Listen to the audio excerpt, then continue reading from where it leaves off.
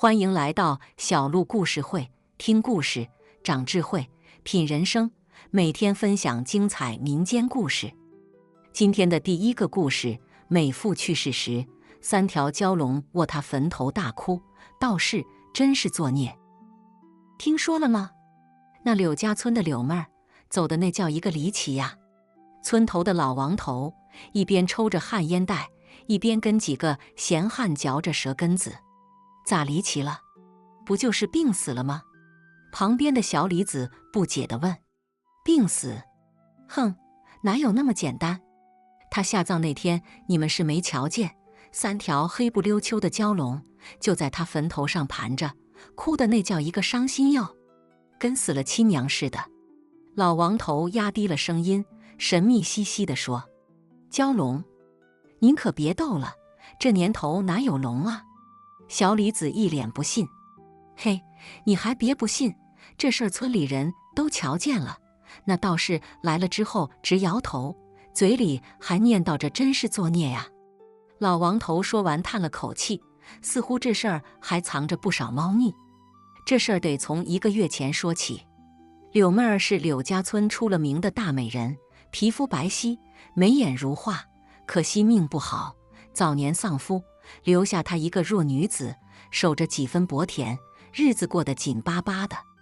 但她人美心善，村里谁家有难，她总是第一个伸出援手。那天柳妹儿像往常一样去田里忙活，傍晚时分，村里人见她还没回来，便去田里找，结果人没找到，只在田埂上发现了一滩血迹，还有几只被撕碎的衣物碎片。这事一出，村里人心都提到了嗓子眼儿，生怕柳妹儿遭遇了什么不测。第2天，人们在后山的一处隐蔽山洞里发现了柳妹儿的尸体，她衣衫不整，面容安详，仿佛只是睡着了。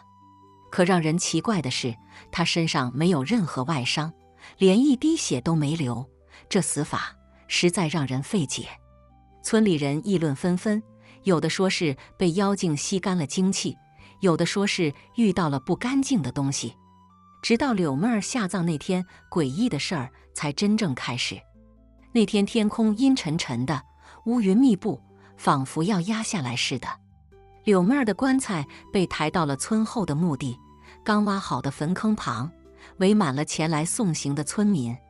突然狂风大作，乌云翻滚，紧接着3道黑影从天而降，盘旋在柳妹儿的坟头上空。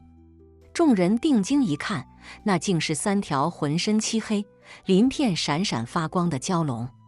它们盘旋着，发出阵阵哀鸣，仿佛在为柳妹儿的离去而哭泣。村民们吓得连连后退，有几个胆小的直接瘫坐在了地上。就在这时，一个身穿道袍、手持拂尘的老道士缓缓从人群中走出。他抬头望向天空，眉头紧锁，嘴里念念有词：孽障，竟敢在此兴风作浪。那3条蛟龙一听，似乎更加愤怒了，它们在空中翻滚着，发出震耳欲聋的咆哮声。老道士见状，从怀中掏出一张黄符，口中默念咒语，猛地一抛，黄符化作一道金光，直击其中1条蛟龙的额头。那蛟龙吃痛，发出一声惨叫，身形一顿，随后又猛地冲向老道士。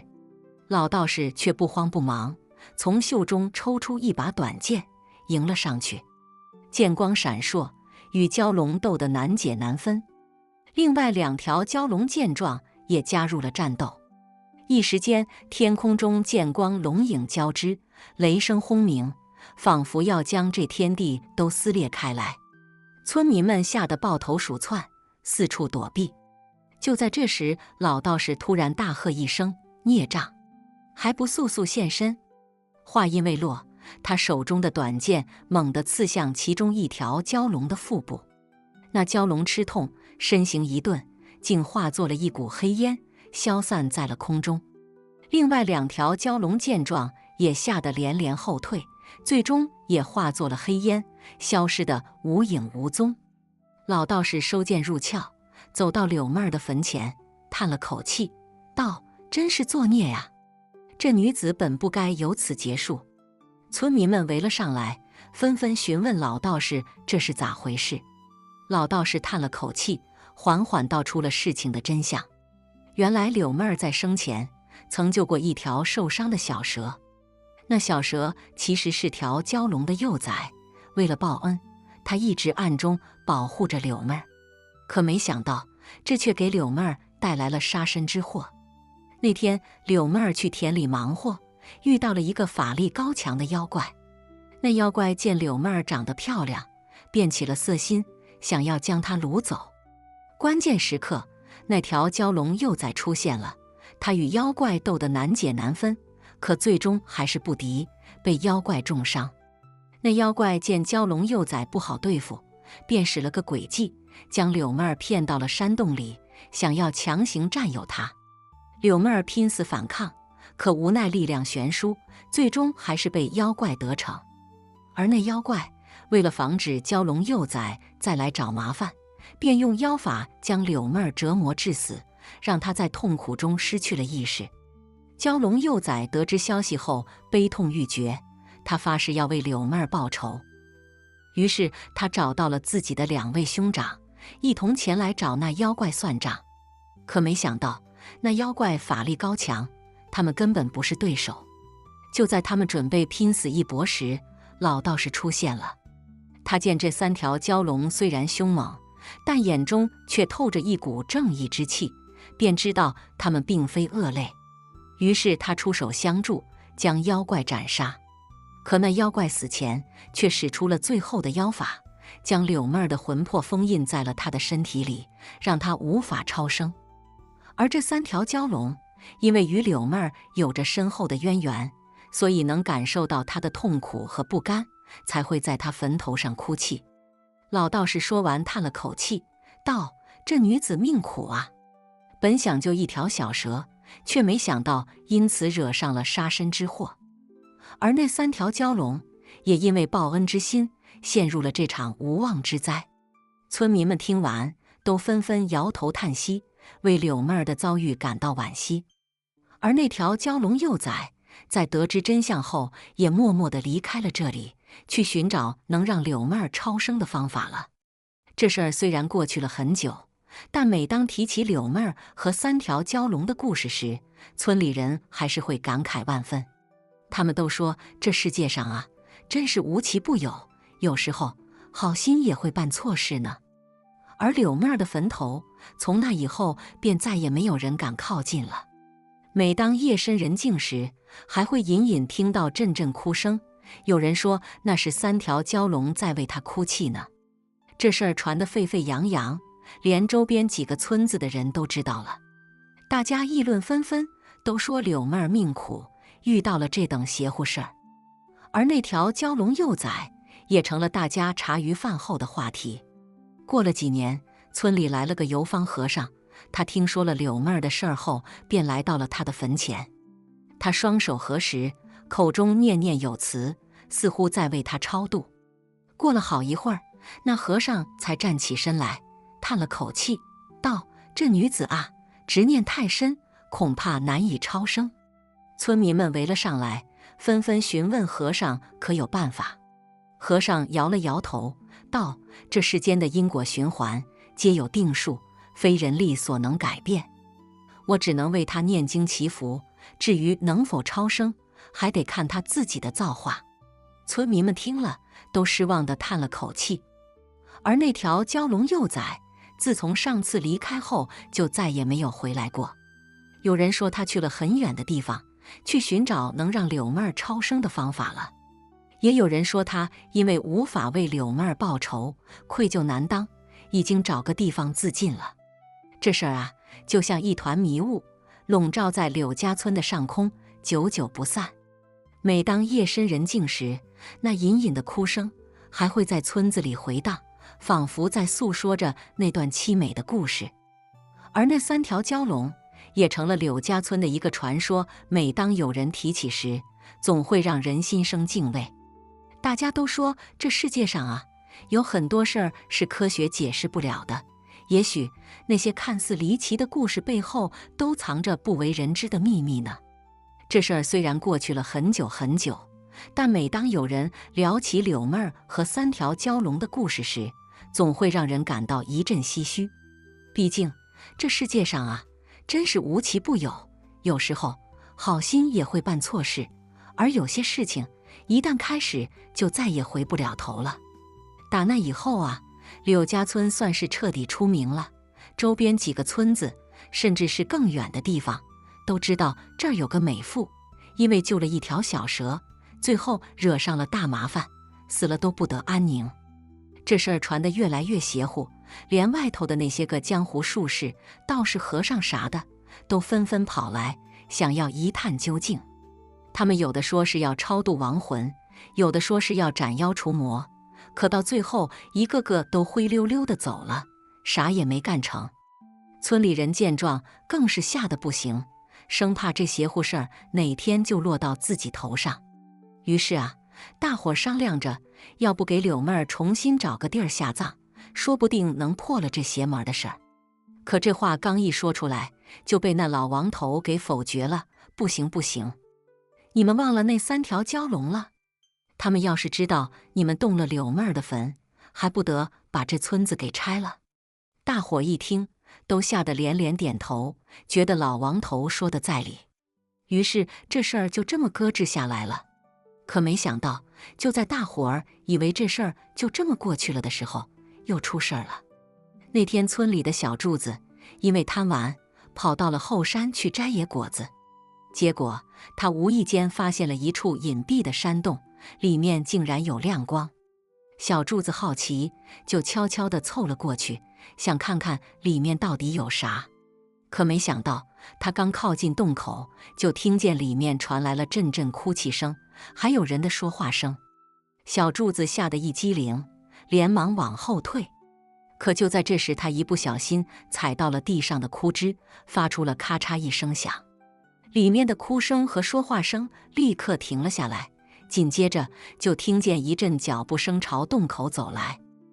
小柱子吓得魂飞魄散，撒腿就跑，边跑边喊：“有鬼啊！有鬼啊！”村里人一听，都纷纷拿起家伙绳儿，跟着小柱子来到了后山。他们围着那山洞，七嘴八舌地议论着，就是没人敢进去。就在这时，那老道士又出现了。他看了看山洞，又看了看大伙儿，道：“这事儿啊，恐怕还得从柳妹儿身上查起。”大伙儿一听，都纷纷点头，觉得老道士说的在理。于是在老道士的带领下，他们壮着胆子走进了山洞。山洞里黑漆漆的，啥也看不见。大伙儿只能靠着火把的光亮，小心翼翼地往前走着。走了好一会儿，他们才来到了一处宽敞的地方。只见那里摆着一个石桌，石桌上放着一个香炉，香炉里插着3根正在燃烧的香。而在石桌的旁边，竟然坐着一个身穿白衣的女子，那女子背对着他们，正低着头哭泣。大伙一看，都吓得连连后退，以为是柳妹儿的鬼魂回来了。可没想到，那女子突然转过身来，露出了一张陌生的脸。“你们是谁？为何闯入我的地盘？”那女子厉声问道。大伙一听，都愣住了，不知道这女子到底是何方神圣。老道士见状，连忙上前一步，道：“贫道乃云游四方的道士，路过此地，听闻此处有邪乎事儿，特来查看。不知姑娘是何方神圣，为何会在此处？”那女子一听，眼神立刻变得柔和了起来。她叹了口气，道：“哎，说来话长啊。我本是这山中修炼的一只白狐，因误食了一颗妖丹，导致修为大涨，但同时也被那妖丹中的邪气所侵扰，无法自控。那日我正好路过此地，见那柳妹儿心地善良，便想接近她，吸取她身上的阳气，以此来压制我体内的邪气。可没想到，那柳妹儿竟然救了一条小蛇，而那小蛇竟然是条蛟龙的幼崽。那蛟龙幼崽得知我的企图后，便与我斗了起来。可无奈我修为大涨，他根本不是我的对手。最后我只能重伤而逃。而那柳妹儿也因此遭到了那妖怪的毒手。我得知消息后，心中愧疚难当，便想要为他报仇。可没想到，那妖怪法力高强，我根本不是他的对手。最后，我只能躲在这山洞里，借助这里的灵气来压制我体内的邪气。可没想到，这邪气越来越强，我已经快要压制不住了。要是再不找到解决的办法，恐怕我也会变成和那妖怪一样的邪物。大伙一听，都纷纷摇头叹息，觉得这白狐也是够倒霉的。而老道士则陷入了沉思之中。过了好一会儿，老道士才抬起头来，道：“这事儿啊，恐怕还得从那3条蛟龙身上查起。他们既然与柳妹儿有着深厚的渊源，说不定能找到解决的办法。”于是大伙儿在老道士的带领下，又来到了柳妹儿的坟前。只见那里依然静悄悄的，啥也没有。可当老道士念了一段咒语后，那坟头突然裂开了一道缝，紧接着3条蛟龙便从那裂缝中钻了出来。他们一见老道士，便立刻围了上来，眼中充满了敌意。可当他们看到旁边的白狐时，眼神立刻变得柔和了起来。你们终于来了！白狐激动地喊道。3条蛟龙一听，都愣住了，不知道这白狐到底在说啥。老道士见状，连忙上前解释了一番。3条蛟龙听完，都纷纷点头，表示愿意帮助白狐解除体内的邪气。于是在老道士的指引下，他们开始施展法术，帮助白狐驱除体内的邪气。只见他们口中念念有词，身上散发出阵阵光芒，而那白狐则痛苦地呻吟着，仿佛正在经历着巨大的折磨。过了好一会儿，那白狐身上的光芒才渐渐消散，而他脸上的痛苦之色也逐渐褪去。他站起身来，朝3条蛟龙和老道士深深地鞠了一躬，道：“多谢各位的救命之恩。”大伙一看，都纷纷鼓掌欢呼，觉得这事儿总算是解决了。可没想到，就在这时，那原本已经平静下来的天空，突然又乌云密布，雷声轰鸣。紧接着，一道闪电划破天际，直接劈在了柳妹儿的坟头上。只见坟头瞬间裂开了一道大口子，而那柳妹儿的尸体竟然从坟里爬了出来。她浑身是血，双眼赤红，仿佛已经失去了理智。她张开嘴巴，发出一声震耳欲聋的咆哮声，然后朝大伙扑了过来。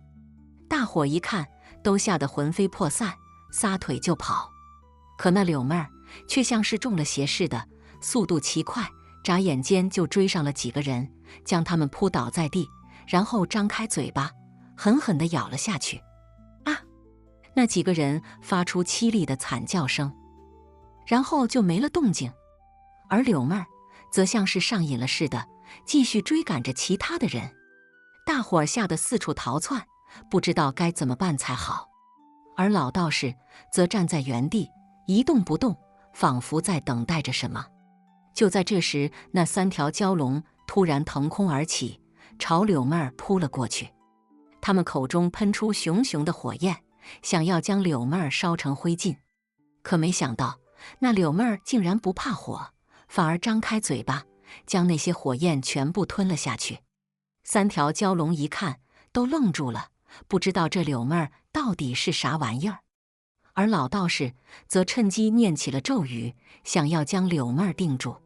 可没想到，那柳妹儿竟然像是听懂了似的，猛地朝老道士扑了过来。老道士躲闪不及，被柳妹儿扑倒在地，然后狠狠地咬了一口。啊！老道士发出了一声惨叫，然后就没了动静。而柳妹儿则像是完成了什么任务似的，站在原地，不再追赶其他的人了。大伙一看，都吓得不行，不知道这柳妹儿到底变成了啥玩意儿。而就在这时，那白狐突然走了过来，他看着柳妹儿，眼中充满了悲伤和愧疚。对不起，是我害了你，白狐低声说道。柳妹儿一听，转过头来，看着白狐，眼中竟然流露出了一丝温柔之色。然后他张开嘴巴，发出了一声低沉的咆哮声，接着他的身体便开始逐渐萎缩，最后化成了一滩脓水。大伙一看都愣住了，不知道这到底是咋回事。而那白狐则跪在地上，痛哭流涕，仿佛是在为柳妹儿的离去而悲伤。过了好一会儿，那白狐才站起身来，朝大伙儿深深地鞠了一躬，然后转身离去。而大伙儿则站在原地，目送着他的背影，不知道这到底是咋回事，也不知道这事儿到底算是解决了没有。从那以后啊，柳家村算是彻底平静了下来，再也没有发生过啥邪乎事儿。可每当夜深人静的时候，那后山的方向总会传来阵阵哭声，仿佛是在诉说着那段不为人知的往事。而村里人也总会时不时地提起柳妹儿和3条蛟龙的故事，仿佛这事儿已经成为了他们生活中的一部分，永远也无法忘怀。今天的第2个故事，美妇探亲归来，施舍乞丐肉饼。乞丐，你今晚到驴圈睡。哎，您瞧瞧，这位大妹子，行行好吧，我这都3天没吃饭了。镇子西头的老槐树下，一个衣着破烂、蓬头垢面的老乞丐正对着一个刚从外头回来的美妇乞讨。这美妇生得极为标致，皮肤白皙，眉眼如画，身段更是婀娜多姿，走起路来摇曳生姿。她手里提着个竹篮，里头装着些刚买来的新鲜菜蔬，还有2块肉饼，散发着诱人的香气。这美妇名叫柳如烟，是个心地善良的好女人。见老乞丐这副模样，心里不由得升起一阵怜悯。哎，老人家，您这是怎么了？来来来，我这儿有些刚买的肉饼，还热乎着呢，您快吃吧。柳如烟说着，便从篮子里拿出1块肉饼，递给了老乞丐。老乞丐接过肉饼，3口2口便吃了个干净，显然是饿极了。他吃完后，又眼巴巴地看着柳如烟手中的篮子。柳如烟见状，便又将另1块肉饼递了过去：“您慢点吃，还有呢。”老乞丐接过第2块肉饼，这次吃得慢了些，一边吃一边打量着柳如烟。柳如烟被他看得有些不自在，便问道：“老人家，您这般看着我做什么？莫非是我脸上沾了什么东西？”老乞丐摇了摇头，叹了口气道：“大妹子啊，你心地善良，将来必有好报。只是你今晚恐怕会有大难啊。”柳如烟闻言，心里不由得咯噔一下，忙问道：“老人家，您这话从何说起啊？”老乞丐吃完最后1口肉饼，用袖子抹了抹嘴，低声道：“大妹子，你今日可是从外头探亲回来？”柳如烟点了点头：“是啊，我娘家离这儿有几十里地，我今日一早便出门了，这不刚回来呢。”老乞丐又问道：“那你在娘家的时候，可曾遇到过什么奇怪的事儿？”柳如烟想了想，道：“奇怪的事儿？没有啊，一切都挺正常的呀。”老乞丐闻言皱了皱眉，又仔细打量了柳如烟一番，这才道：“大妹子啊，我观你印堂发黑，隐隐有黑气缭绕，此乃大凶之兆啊！你今晚若是不小心，只怕会遭逢大难。听我一句劝，你今晚到驴圈睡吧。”柳如烟一听这话，顿时愣住了，心想这老乞丐莫不是个疯子，怎么竟说些胡话？他虽不信这些神神鬼鬼的事儿，但见老乞丐说得认真，心里也不免有些犯怵。老人家，您这话我可不信，我好端端的怎么会遭逢大难呢？再说了，那驴圈又脏又臭，我怎么能去那儿睡呢？柳如烟说着，便转身要走。老乞丐见他要走，急忙拉住他的衣袖，道：“大妹子，你且慢走，听我一言。我虽是个乞丐，但早年也曾学过一些相术，观人面相，从未失手过。你今晚若是不听我劝，只怕会后悔莫及呀。”柳如烟见老乞丐如此执着，心里也有些动摇，但转念一想，又觉得这太过荒谬，便道：“老人家，您的好意我心领了，但我这人不信邪，您还是自个保重吧。”说罢，柳如烟便挣脱了老乞丐的手，提着篮子回家了。柳如烟的丈夫名叫李大山，是个木匠，此时正在院子里忙着做木工活。见柳如烟回来，便放下手中的活计，迎了上去：“娘子，你回来啦？今日在娘家可曾安好？”李大山关切地问道。柳如烟笑着点了点头：“挺好的。你呢？今日的活可曾干完？”李大山笑道：“就差一点了，娘子你先去歇着吧，我这儿马上就完了。”柳如烟应了一声，便回屋去了。她心里还在想着老乞丐的话，总觉得有些不踏实，但转念一想，又觉得是自己多心了。到了晚上，柳如烟和李大山吃过晚饭后，便各自回屋歇息了。柳如烟躺在床上，翻来覆去的睡不着，心里总是想着老乞丐的话。她起身走到窗前，打开窗户，望着天上的月亮发呆。就在这时，她突然听到院子里传来一阵奇怪的声音，那声音像是有什么东西在蠕动，又像是有人在低声私语。柳如烟心里一紧，忙将窗户关上，躺在床上，用被子蒙住了头。过了一会儿，那声音似乎消失了，柳如烟这才探出头来，又听了听，确定没动静了，这才松了口气。她心想，许是自己听错了，便又躺下睡了。然而就在这时，她突然感觉到一股阴冷的气息从门口袭来。她猛地睁开眼，只见一个黑影正站在门口，双眼泛着绿光，死死地盯着她。柳如烟吓得尖叫一声，忙从床上坐了起来。那黑影见她醒来，便猛地扑了上来。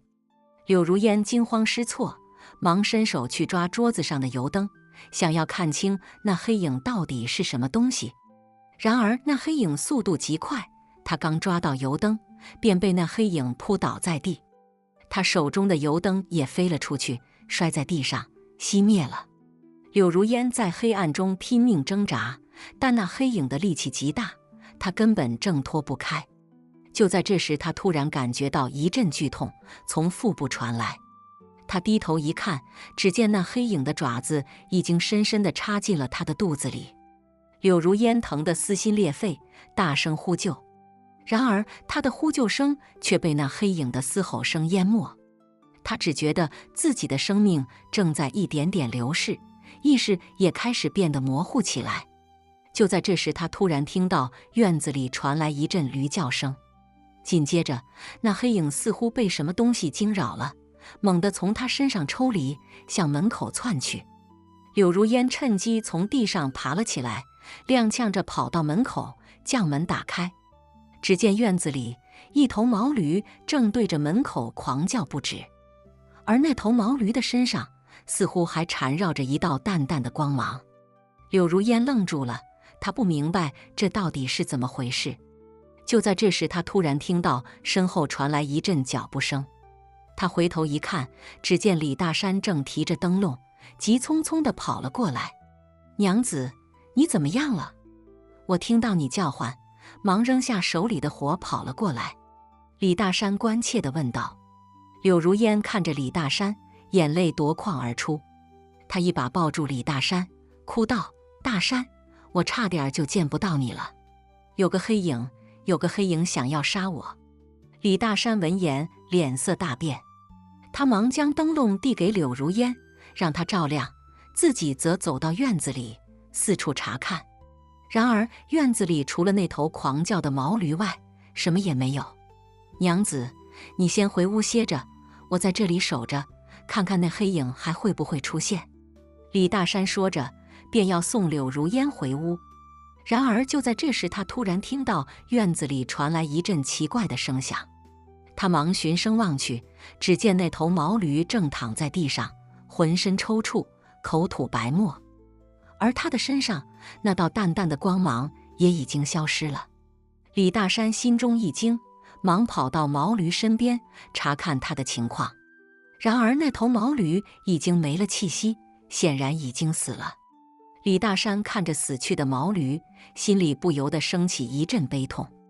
这头毛驴跟了他好些年了，一直勤勤恳恳地帮他干活，没想到今日竟遭此横祸。就在这时，他突然听到屋子里传来一阵惊呼声，他忙扔下毛驴，跑进屋子。只见柳如烟正蜷缩在床上，瑟瑟发抖。娘子，你怎么了？又发生什么事儿了？李大山忙问道。柳如烟指着窗户，颤声道：那黑影，他又回来了。李大山闻言忙走到窗前，打开窗户，向外望去。然而窗外一片漆黑，什么也没有。娘子，你别怕，我在这里呢。那黑影若敢来，我定要他好看。李大山说着，便关上了窗户，走到柳如烟身边，将她紧紧抱住。然而就在这时，他突然感觉到一阵阴冷的气息从门口袭来。他猛地回头，只见一个黑影正站在门口，双眼泛着绿光，死死地盯着他。李大山吓得浑身一颤，但他很快便镇定下来。他抄起放在床边的木棍，对着黑影大喝一声：“呆！你这妖孽，竟敢害我娘子！看棍！”说罢，他便挥舞着木棍向黑影扑去。那黑影见状，忙向后退去。李大山穷追不舍，一直追到了院子里。然而就在这时，他突然感觉到一阵头晕目眩，身子一软，便倒在了地上。他只觉得自己的意识正在一点点流逝，眼前也变得模糊起来。就在这时，他突然听到一阵急促的脚步声。他勉强睁开眼，只见一个身穿道袍的老道士正急匆匆地跑了过来。那老道士看着倒在地上的李大山和柳如烟，以及死去的毛驴，叹了口气道：“唉，没想到这妖孽竟如此狡猾，竟趁我不在，又出来害人。”说罢，他便从怀中掏出一张符咒，贴在了门框上。紧接着，他又从袖中掏出一把桃木剑，对着那黑影喝道：“妖孽，还不速速现身！”那黑影见状，想要逃跑，但却被门框上的符咒挡住了去路。他无奈地发出一声嘶吼，现出了原形。原来他竟是一只修炼成精的黑猫妖。那黑猫妖瞪着老道士，眼中充满了怨毒。老道士却不理他，挥舞着桃木剑，便与他便站在了一起。只见那黑猫妖身形矫健，左躲右闪，竟让老道士一时无法近身。老道士见状，不由得暗暗称奇。他没想到这黑猫妖竟有如此厉害的身手，看来自己今日得费一番功夫了。哼，你这妖孽，今日若不将你除去，日后定会酿成大祸。老道士说着，便加大了攻势。他手中的桃木剑舞动得越来越快，剑尖所过之处，都带着一阵阵风声。那黑猫妖见老道士攻势凌厉，也不敢再大意，他猛地一扑，向老道士袭来。老道士侧身一闪，便躲过了他的攻击。紧接着，他反手一剑，便刺向了黑猫妖的腹部。黑猫妖疼得嘶吼一声，忙向后退去。他看着老道士，眼中充满了畏惧。他知道自己今日若是不走，只怕是要死在这老道士的手里了。于是他转身便逃，想要离开这个院子。然而就在这时，他突然感觉到一阵剧痛从背后传来。他回头一看，只见一道金光正向自己袭来。那金光速度极快，他根本来不及躲避，便被击中了要害。他疼得在地上打起滚来，不一会儿便没了气息。老道士见状，收回了手中的符咒。他走到黑猫妖的尸体前，用脚踢了踢，确认他已经死透了，这才松了口气。哼，你这妖孽总算是除掉了。老道士说着，便转身向屋子里走去。此时，屋子里的柳如烟已经醒了过来。他看着老道士走进来，忙挣扎着坐起身，问道：“道长，您是谁？是您救了我们吗？”老道士点了点头：“贫道乃云游四方的道士，路经此地，见有妖气弥漫，便赶来查看。没想到竟遇到了这黑猫妖作恶。”柳如烟闻言忙下床，跪在老道士面前，感激道：“道长，多谢您救了我们夫妻2人的性命，我们无以为报，只能给您磕头了。”说罢，他便拉着李大山一起给老道士磕了3个响头。老道士见状，忙将他们扶起：“2位不必如此客气，斩妖除魔乃是贫道的职责所在。只是贫道有一事不明，想请教2位。”柳如烟忙道：“道长请问，我们定知无不言。”老道士问道：“2位可曾得罪过什么人？或是最近可曾遇到过什么奇怪的事儿？”柳如烟闻言，不由得想起了今日在娘家遇到的那个老乞丐，以及他对自己说的那番话。于是他便将自己今日的经历一五一十地告诉了老道士。老道士听罢，点了点头：“原来如此，难怪这黑猫妖会找上你们，想必是那老乞丐看出了你们身上的妖气，这才提醒你们的。”柳如烟闻言，不由得惊讶道：“什么？那老乞丐竟能看出我们身上的妖气？那他岂不是个高人？”老道士笑道：“那老乞丐虽是个乞丐，但看人的眼光却是极准的。他能看出你们身上的妖气，说明他也是个有些道行的人。只是不知为何，他竟没有出手除去那黑猫妖。”柳如烟闻言，不由得有些疑惑：“那道长，您可知那黑猫妖为何会找上我们？”老道士叹了口气：“这黑猫妖原本是这镇子附近的一只野猫，因机缘巧合修炼成了精怪。只是他心性残暴，喜好杀人害命。近日来，这镇子上已经死了好几个人了，都是被这黑猫妖所害。贫道一直在寻找这黑猫妖的踪迹，想要将它除去。没想到今日竟让你们夫妻2人遭了殃。好在你们遇到了我，这才逃过一劫。”柳如烟闻言，不由得庆幸道：“原来如此，真是多亏了道长，不然我们夫妻2人只怕是要命丧这黑猫妖之手了。”老道士笑道：“这也是你们的造化。好了，如今这黑猫妖已除，你们也可以安心生活了。不过这镇子上只怕还有其他的妖邪作祟，贫道还得继续云游四方，斩妖除魔。”说罢，他便从袖中掏出一个符咒，递给柳如烟：“这道符咒你们收好，若是再遇到什么妖邪，便将这符咒贴在门上，可保你们平安。”柳如烟忙双手接过符咒，感激道：“多谢道长，我们一定会好好收着的。”老道士点了点头，又嘱咐了他们几句，便转身离开了。柳如烟和李大山看着老道士远去的背影，心中充满了感激。他们知道，今日若不是遇到了这位老道士，他们只怕是要凶多吉少了。经历了这一番劫难，柳如烟和李大山都变得小心谨慎起来。他们每日里除了干活，便是待在家里，不敢轻易出门。而那道符咒，他们也一直贴在门上，从未离身。然而，就在他们以为一切都已经过去的时候，却又发生了一件奇怪的事儿。这日，柳如烟正在院子里洗衣服，突然听到一阵急促的敲门声。她忙放下手中的活，跑去开门。只见门口站着一个穿着华丽、满脸焦急的中年妇人。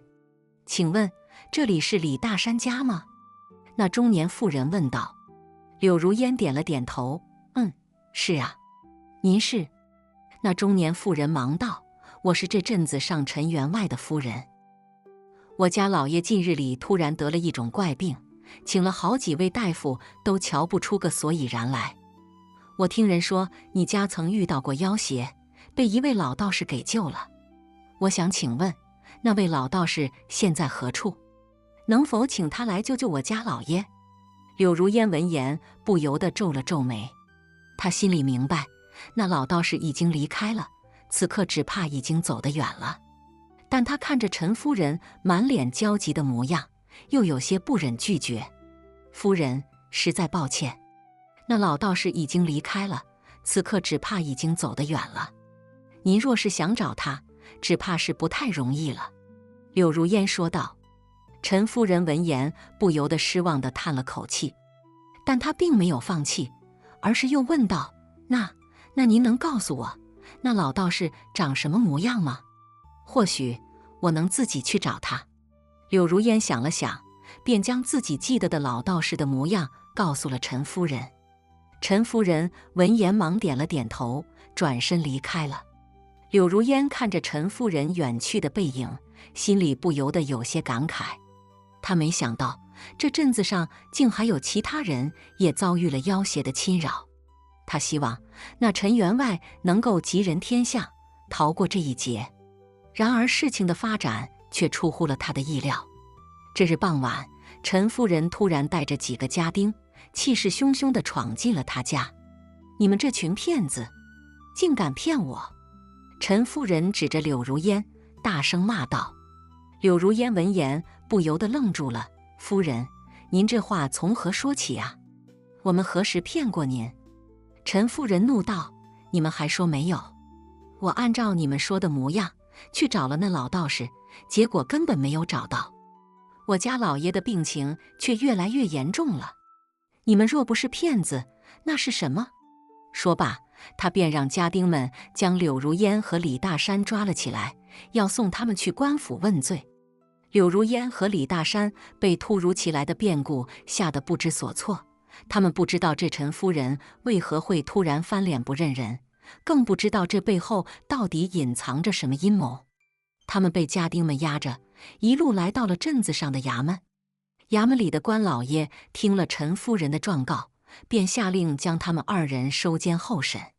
柳如烟和李大山在牢房里度日如年，他们不知道这桩冤案何时才能昭雪。他们心里明白，这背后一定有什么阴谋，只是他们不知道该如何去查证。就在他们绝望之际，突然有一天，牢房里来了一位神秘的访客。那访客穿着一身黑衣，脸上戴着个面具，看不清模样。他走到柳如烟和李大山的牢房前，低声说道：你们若想活命，就照我说的做。柳如烟和李大山闻言不由得一愣，他们不知道这神秘访客到底是谁，也不知道他为何要救他们，但他们知道这是他们唯一的希望。于是他们便按照神秘访客的话，开始了一场惊心动魄的自救行动。这日深夜，牢房里突然燃起了一场大火，火势熊熊，很快就蔓延到了整个衙门。衙门里的官老爷和衙役们都被困在了火里，乱作一团。柳如烟和李大山趁着混乱，在神秘访客的帮助下逃出了牢房。他们一路狂奔，不知道跑了多久，才终于来到了一个偏僻的地方。神秘访客停下脚步，摘下了面具。柳如烟和李大山定睛一看，不由得惊讶地张大了嘴巴。原来这神秘访客竟是那日提醒他们的老乞丐。今天的最后一个故事，美妇把书生引进密林，书生心中窃喜，他说：你终于出手了。嘿，听说了吗？那林子里的事儿。老张头神神秘秘地对着周围的几个爷们说道。啥事儿啊？老张，您就别卖关子了。李大嘴急吼吼地催促道。就是前几天咱们村内新来的书生，被村里头的美妇刘寡妇给引进了密林深处，一去就是好几天，出来的时候跟丢了魂似的。老张头压低声音，眼神闪烁。这话一出，周围的人纷纷唏嘘不已。要知道，那刘寡妇可是村里出了名的大美人儿，可偏偏命不好，丈夫早年出海捕鱼时遇上风浪，再也没回来。村里人都说她克夫，可那模样真是让人心动不已。那书生不是叫李慕白吗？听说还是个读书人，咋就跟刘寡妇扯上了呢？王二狗一脸疑惑。嗨，这事儿啊，还得从头说。老张头深吸一口旱烟，缓缓道出了事情的经过。李慕白是个外来的书生，初来乍到，便对刘寡妇的美貌心生仰慕。刘寡妇呢，平日里也是独来独往，跟村里人打交道不多，但每次见到李慕白，那眼神儿总是怪怪的，让人琢磨不透。这天夕阳西下，李慕白正坐在村口的老槐树下，捧着一本书，读得入迷。突然，一阵香气扑鼻而来，他抬头一看，只见刘寡妇正站在不远处，笑盈盈地看着他。哟，李书生，这么用功呢？刘寡妇的声音酥酥的，听得李慕白心里直痒痒。啊，是刘姐呀，您这是？李慕白起身，有些不好意思地挠了挠头。没啥，就是看你一个人在这儿挺孤单的，想请你去我家坐坐，喝口茶。刘寡妇说着，便伸手去拉李慕白。李慕白心中一喜，这可是他梦寐以求的机会呀。他跟着刘寡妇穿过村庄，走进了那片密林。刘姐，这林子这么深，咱们这是去哪儿啊？李慕白边走边问，心里隐隐有些不安。别问那么多，到了你就知道了。刘寡妇头也不回，继续往前走。走了好一会儿，两人来到了一片空地，空地上有一座小木屋，木门紧闭，看起来有些阴森。就这儿了，你进去吧，我在外面等你。刘寡妇说完便转身站在了门外。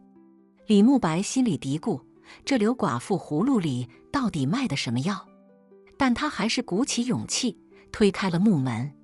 一进门，李慕白就愣住了，只见屋内摆满了各种奇奇怪怪的物件，有符咒、香炉，还有一把看起来年代久远的古琴。你这是？李慕白惊讶地问道。哼，李书生，你有所不知，我这可不是普通的木屋，而是我祖上留下来的修炼之所。我本是修炼千年的狐妖，只因爱上了凡人，才甘愿放弃修行，留在这人间。刘寡妇的声音突然变得冰冷而陌生。李慕白一听，吓得连连后退，差点摔倒在地。你是狐妖？他结结巴巴地说道。不错，我本是山中修炼千年的九尾狐，只因一次意外，被你的前世所救，我便发誓要报答他的恩情。这一世，我化作人形，找到了你，就是要与你共度一生。刘寡妇说着，脸上露出了一丝温柔的笑意。李慕白一听，心中五味杂陈，既有恐惧，又有感动。他深知与狐妖相恋，必将引来无尽的麻烦，但看着刘寡妇那深情的眼神，他又有些不忍拒绝。可是我只是个普通的书生，怎能配得上你？李慕白低声说道。哼，什么配得上配不上的，只要咱俩真心相爱，管他什么妖魔鬼怪，我都不怕。刘寡妇说着，便伸手去拉李慕白。李慕白被刘寡妇的热情所感染，心中也涌起了一股莫名的勇气。他握住了刘寡妇的手，两人相视一笑，仿佛整个世界都静止了。从那以后，李慕白便经常来木屋找刘寡妇，两人一起修炼，一起弹琴，一起赏月，过得逍遥自在。然而好景不长，村里的人开始察觉到李慕白的异常，纷纷议论纷纷。那书生肯定是被刘寡妇给迷住了，不然咋老往林子里跑呢？可不是吗？你看他那魂儿都没了的样子，肯定是被妖精给吸走了精气。这些话李慕白都听在耳里，但他不在乎。他知道刘寡妇是真心爱他的，他也愿意为了他放弃一切。然而有一天，村里突然来了一位道士，那道士手持长剑，面色凝重，一进村就直奔密林而去。哼，区区一只九尾狐，也敢在此兴风作浪？道士的声音在林中回荡。李慕白一听，心中大惊，他知道道士是来找刘寡妇的，他必须去保护她。他冲出木屋，挡在了道士和刘寡妇之间。道长，请您手下留情，他是我的爱人，他没有害过人。”李慕白大声说道。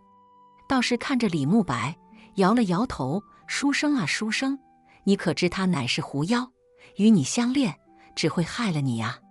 我不管，我只知道他是我爱的人，我愿意与他共度一生。”李慕白坚定地说道。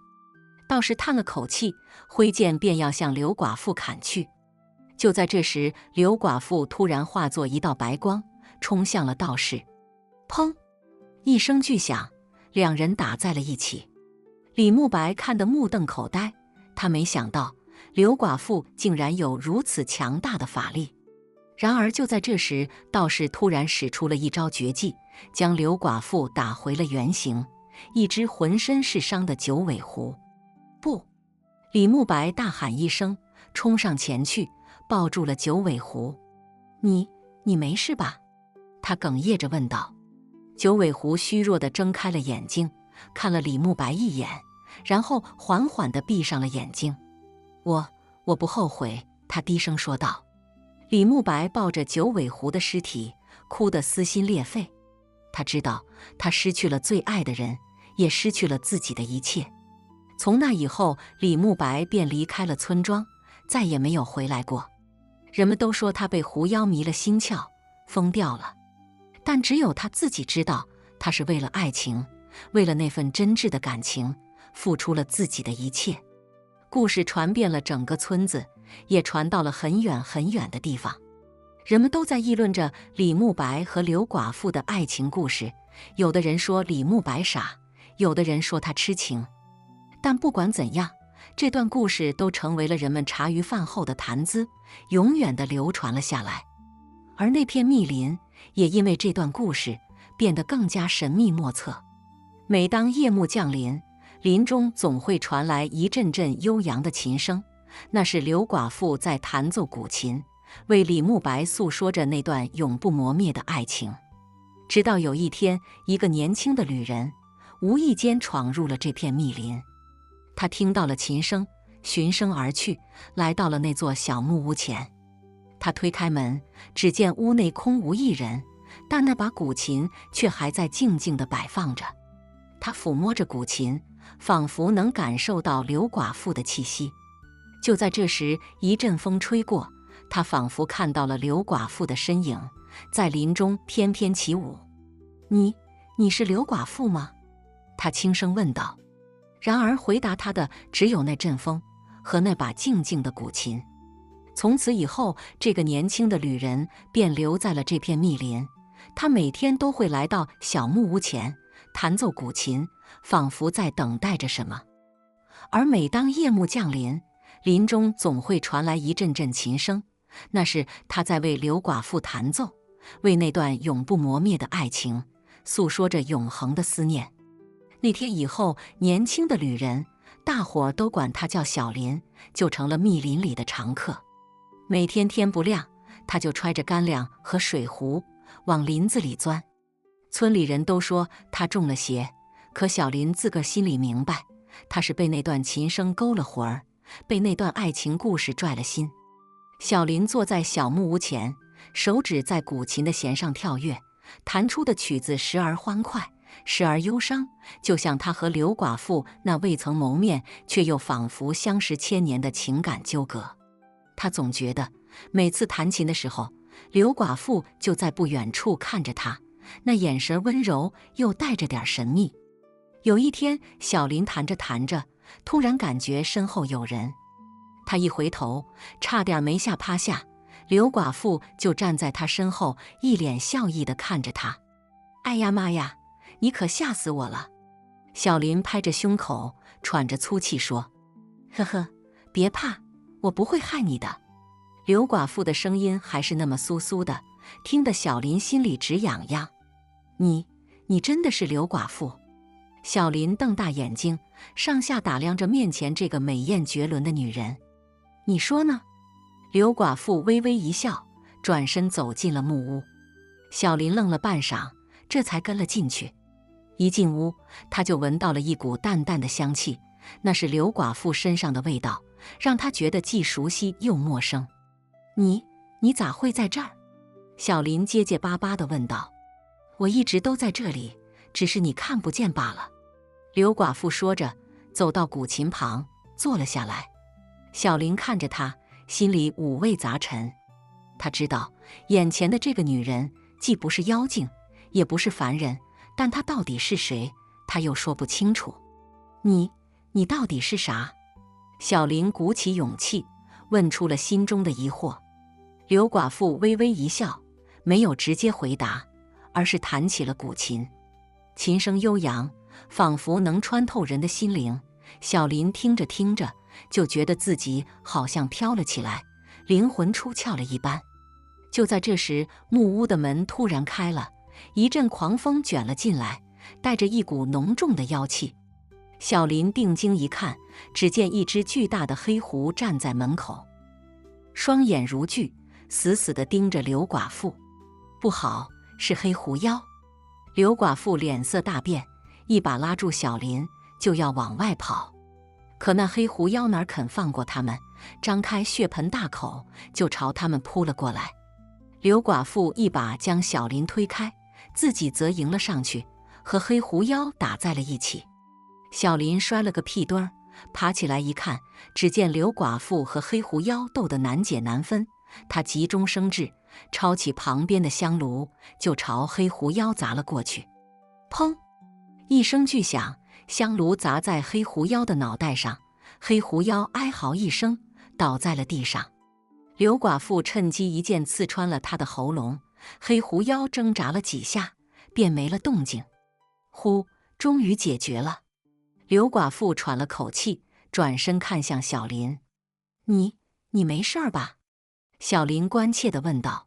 “我没事，谢谢你。”刘寡妇微微一笑，眼中闪过一丝感激。可你到底是谁呀？”小林还是忍不住问出了心中的疑惑。刘寡妇叹了口气，缓缓说道：“其实我并不是刘寡妇，而是她的一缕魂魄。当年她为了救我，牺牲了自己，我也因此被困在了这把古琴里。这些年，我一直在等待一个有缘人，能够帮我解脱，让我重回轮回。”“啊，原来是这样！”小林惊讶地张大了嘴巴。“是的，你就是那个有缘人。”刘寡妇说着，走到古琴旁，轻轻抚摸着琴弦。“这把古琴是我和他共同的宝贝，也是我们情感的见证。只有你能弹出那首他最爱的曲子，我才能解脱。”小林听了，心中涌起一股莫名的感动。他走到古琴旁，坐下来，手指在琴弦上跳跃起来。琴声悠扬，仿佛能穿透人的心灵，直抵灵魂深处。就在这时，只见刘寡妇的身影变得越来越淡，最后化作一缕青烟，消失在了空气中。而那把古琴也发出了一声清脆的断裂声，仿佛是在诉说着一段永恒的离别。小林呆坐在原地，心中五味杂陈。他知道他已经永远地失去了刘寡妇，但他也明白，他终于得到了解脱，可以重回轮回了。从那以后，小林再也没有去过密林。他回到了村子里，过起了平淡无奇的生活。但每当夜幕降临，他总会想起那段琴声，想起刘寡妇那温柔的眼神，心中涌起一股莫名的思念。直到有一天，他无意中听说了一个消息，村里出了一个新寡妇，长得和刘寡妇一模一样，而且也喜欢弹古琴。小林一听，心中大惊，难道刘寡妇又回来了？他按捺不住心中的好奇，悄悄地来到了新寡妇的家门口。只见屋里灯火通明，新寡妇正坐在一张古琴前，弹着那首她熟悉的曲子。小林听着听着，就觉得自己好像又回到了那片密林，又回到了那个小木屋前，和刘寡妇一起弹琴、赏月，共度时光。他推开门，走了进去。新寡妇抬头一看，惊讶地张大了嘴巴。你是谁？他问道。我是小林，是曾经在那个密林里弹琴的人。小林有些不好意思地说道。新寡妇听了，眼中闪过一丝惊讶，但很快就恢复了平静。哦，是你呀，我听说过你的故事。她微笑着说道。那你真的是刘寡妇吗？小林小心翼翼地问道。新寡妇摇了摇头，说道：我不是刘寡妇，但我确实和她有缘。我前世是她的妹妹，因为一场意外，我们失散了。今生，我终于找到了她，也找到了这把古琴。每当我弹琴的时候，就能感受到她的气息，仿佛她就在我身边一样。小林听了，心中涌起一股莫名的感动。他知道，虽然刘寡妇已经不在了，但她的精神，她的情感，却永远地留在了这个世界上，留在了他的心里。从那以后，小林和新寡妇成了好朋友。他们一起弹琴、赏月、聊天，仿佛又回到了那段美好的时光。而每当夜幕降临，密林里总会传来一阵阵悠扬的琴声，那是他们在为彼此弹奏，为那段永不磨灭的情感诉说着永恒的思念。好了，今天的故事就听到这了。如果您想发表自己的看法，可以在视频下方随意留言。如果您喜欢我的视频，记得订阅加分享。小鹿祝您好运连连，我们下个视频再见。